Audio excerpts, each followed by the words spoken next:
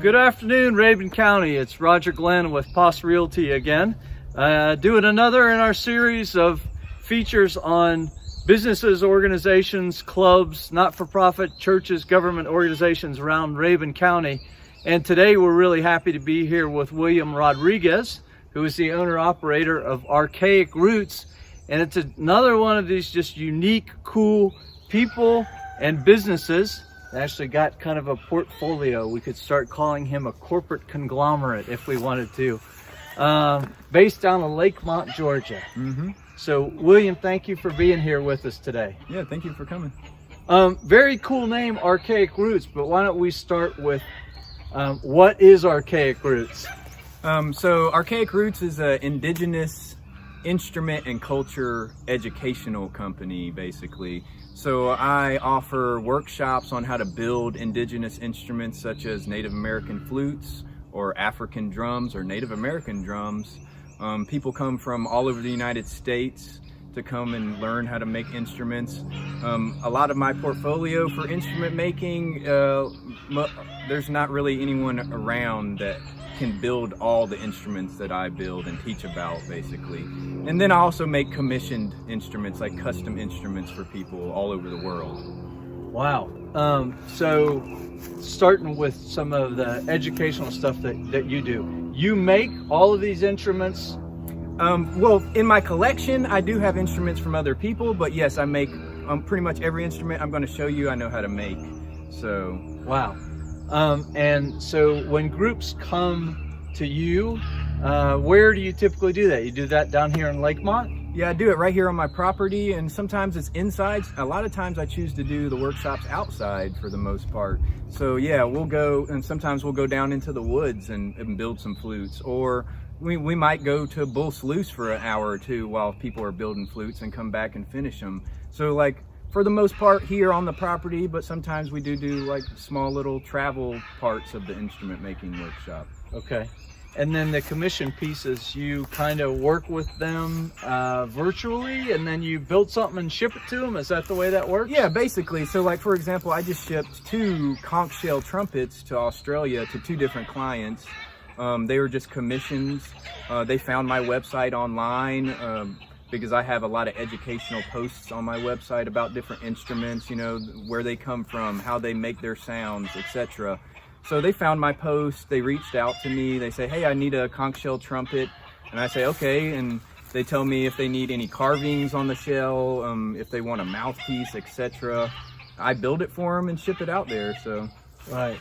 Sounds like a great, unique gift to give someone who's looking for something that's not your usual. Yeah, I'm very passionate about being able to build, you know, not only unique instruments, but a lot of times in indigenous cultures, we consider these things ceremonial tools. So that's like really, you know, half of the commissions are for indigenous people or people who practice indigenous culture using these instruments as tools in their ceremonies, etc. Yeah. So like, that's my passion, and that's what I love, so. Can we take a look at a couple things that you... Yeah, of course. Like this is one of the flutes that I've made. It's made out of black walnut, and then it has some wood burn carvings on there. I don't know if you can get it up there for us. see it very well, but there's a lot of carvings on there and such. So yeah, these are the type of flutes that usually people would come and do a workshop with me for. They would start with a square blank, and we round it off with files, and then we put all the tuning holes and the actual sound mechanism in there. And then that's pretty much it. Yeah. It usually takes about 6 hours to build a flute, because we're doing a lot of this stuff by hand. That'd take me 6 years. But yeah, can we hear it? So yeah, of course.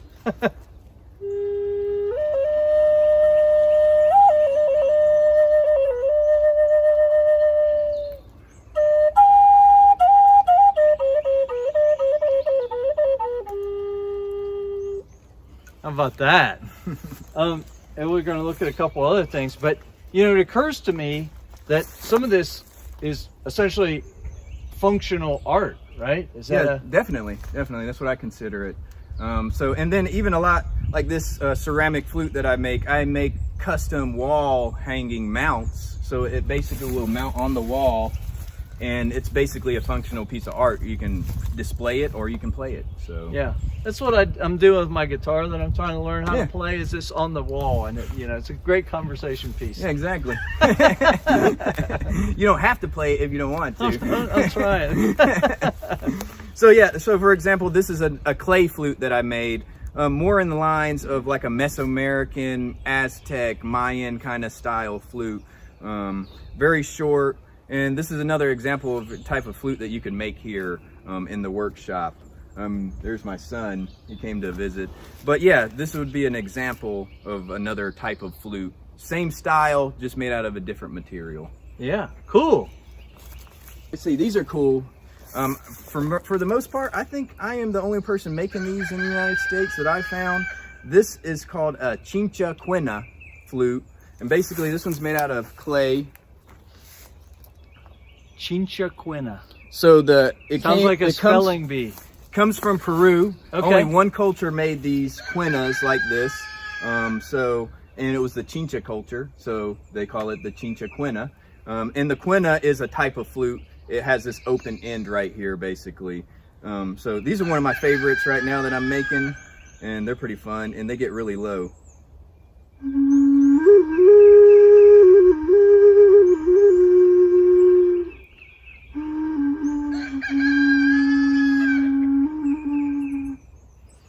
So yeah, these are pretty fun.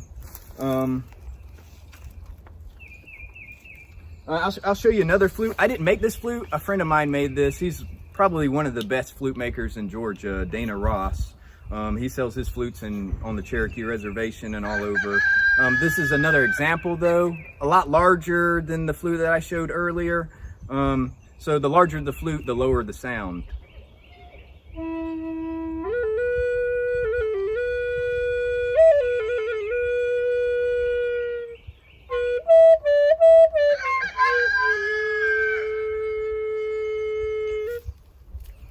That's beautiful.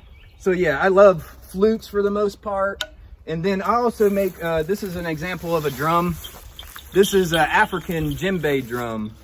So this is kind of like what started Archaic Roots for the most part. So I can go into that a little bit. So I've had a djembe drum since I was 18. And probably about 4 years into owning my djembe drum, I went camping, it got wet, and this rawhide here, once it gets wet, it will just split right open. I couldn't really afford the $150 to repair it, so I taught myself how to repair this thing, these types of drums. And once people in the community, the drumming community, heard that I am repairing drums, they started asking me to repair drums. So it kind of built up from there, and then I started teaching workshops on how to build these drums. And then everything else kind of fell into place with the other instruments. So very cool. So this is an African djembe. We use like actual African carved shells to help, give back to the community where this instrument came from. And then if you come and build one of these drums, basically we're putting all the rope on, we're putting the skin, the head on, and everything like that. It's so big, it's hard to...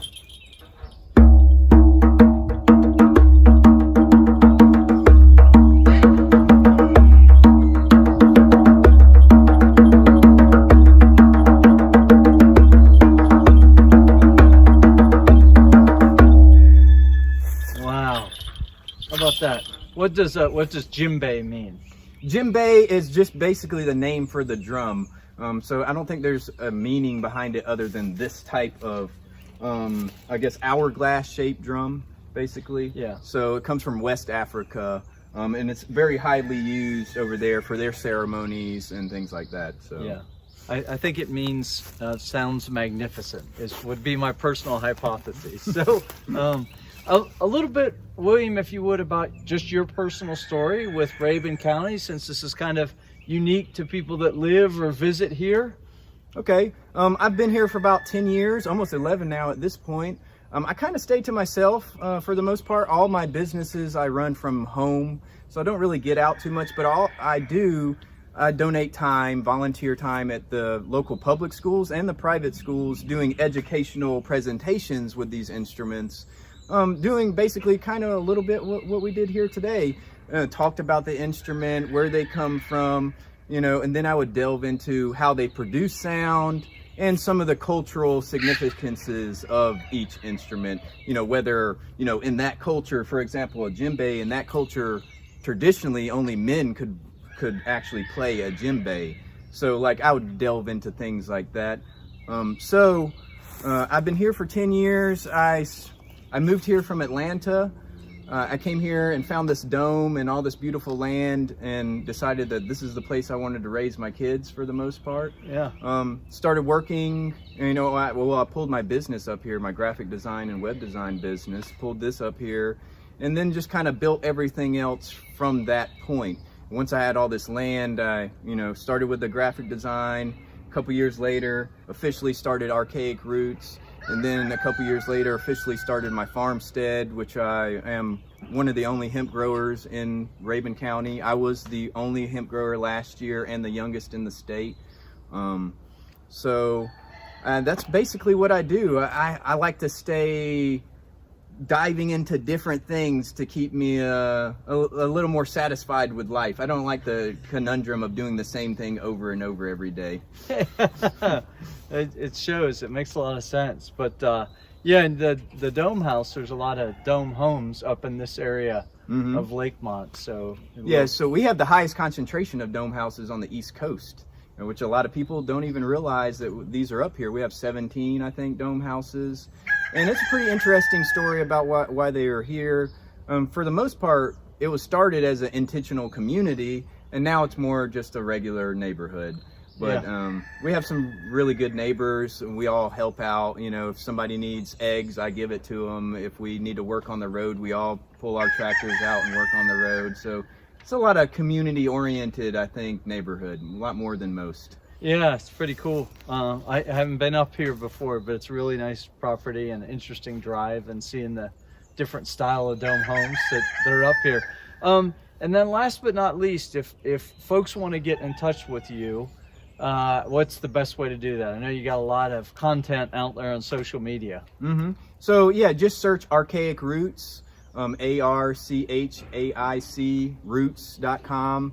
You'll be able to find me on YouTube, on Facebook, on Instagram, you know, all the major social media. And then I also have a website which has really great educational posts about all kinds of instruments and things like that. So yeah. William, thank you for taking time to have me out and no problem. Show everybody some of the instruments that you make, talk about some of the other businesses. Yeah, thank you. Thanks for watching. Yeah.